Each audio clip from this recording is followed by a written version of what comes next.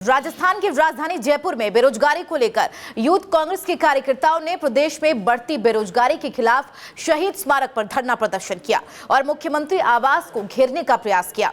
इस दौरान यूथ कांग्रेस के कार्यकर्ताओं के पुलिस के साथ झड़प भी हुई। पुलिस ने यूथ कांग्रेस के कार्यकर्ताओं पर लाठीचार्ज किया, साथ ही भीड़ को तितर बितर करने के लिए वाटर कैनन का इस्तेमाल भी किया गया। इसका वीडियो सोशल मीडिया पर जमकर वायरल हो रहा है।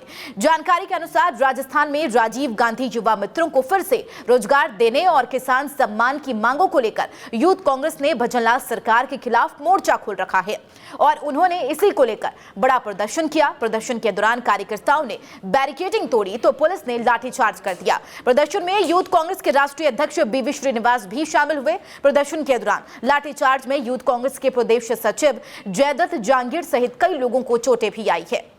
यूथ कांग्रेस पदाधिकारियों ने क्या कुछ कहा, सुनिए।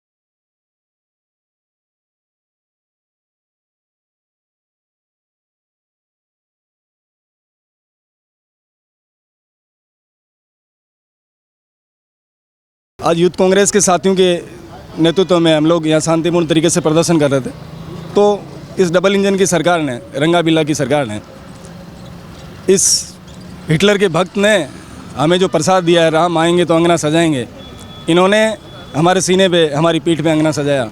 इसके लिए हम इस भजनलाल की सरकार का धन्यवाद ज्ञापित करते हैं कि बेरोजगारों की आवाज़ को उठाने का अगर ये परिणाम है और ये नतीजा है, तो हम लोग इनके पक्ष में हमेशा ये परिणाम झेलने को तैयार है।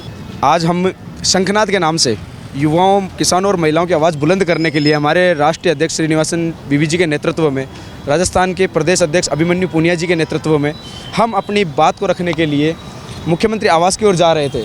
लेकिन मुख्यमंत्री के इतने ज़बरदस्त आदेश थे कि पुलिस ने हमें सिर्फ निकलते ही 100 मीटर की दूरी पर रोक लिया और रोका जो तो रोका, हमारे को इस प्रकार से घायल किया। आप कैमरों के अंदर देखेंगे कि लाठियां भांजी गई हमारे युवा साथियों पर और उसका परिणाम आप देखेंगे कितनी गहरी चोटें हमारे युवा साथियों को लगी है।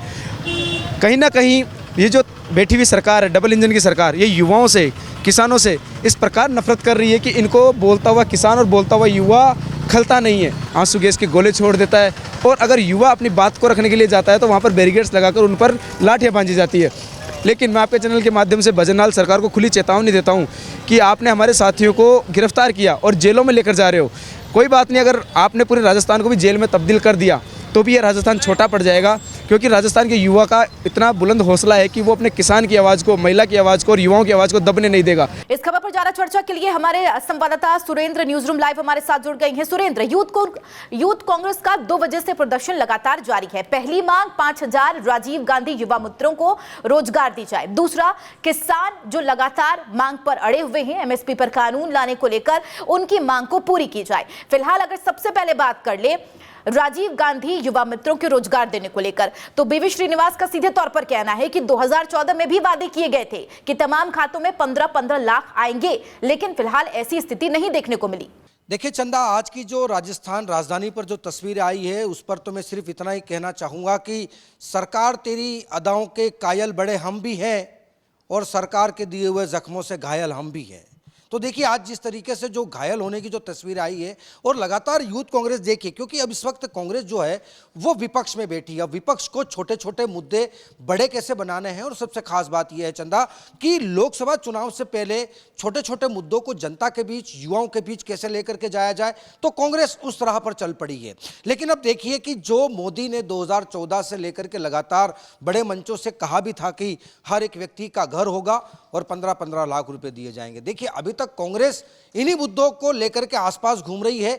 हमेशा कांग्रेस को बड़ी लाइन खींचनी चाहिए, उसकी जगह कांग्रेस छोटी छोटी लाइन खींचते हुए सिमटती जा रही है। लेकिन यहां पर अब युवाओं को साधने का प्रयास किया जा रहा है। देखिए कि जब बीजेपी विपक्ष में थी तो बीजेपी किस तरीके से छोटे मुद्दों को बड़ा मुद्दा बना करके कांग्रेस सरकार को घेरने का प्रयास करती थी। लेकिन अब तस्वीरें जस्ट उल्टी हो चुकी हैं कि अब कांग्रेस विपक्ष में आ चुकी है और अब बीजेपी सत्ता में है। देखिए, हालांकि सरकार को बने 65 दिन से ज़्यादा का वक्त हो चुका है, लेकिन अब 100 दिन का रूट मैप बनाया गया है बीजेपी की ओर से, अब उस पर काम भी हो रहा है। लेकिन कांग्रेस को लग रहा है कि सरकार 65 दिन से कोई काम नहीं कर रही है।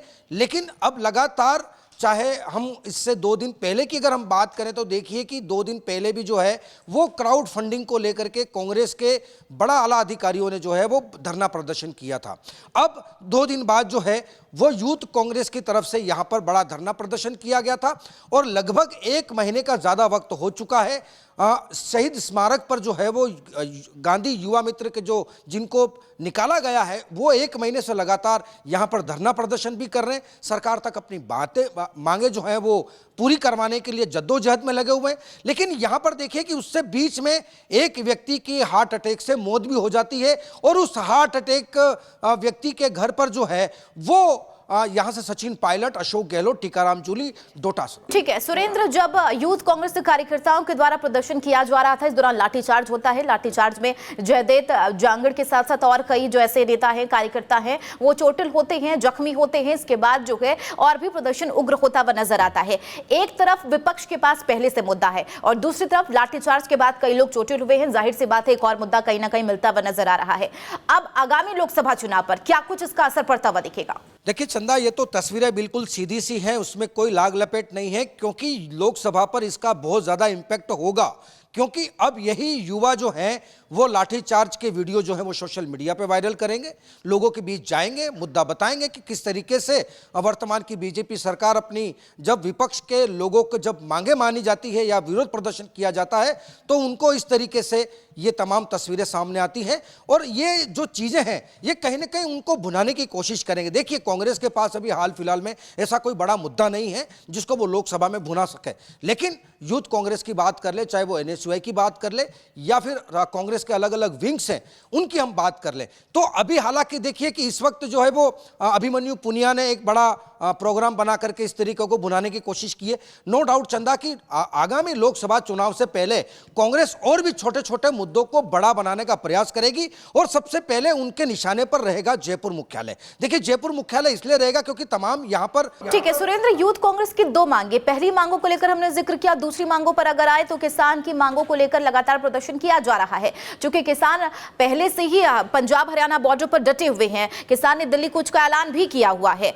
4 वार्ता जो रही वो असफल रही है, बेनतीजा रही है।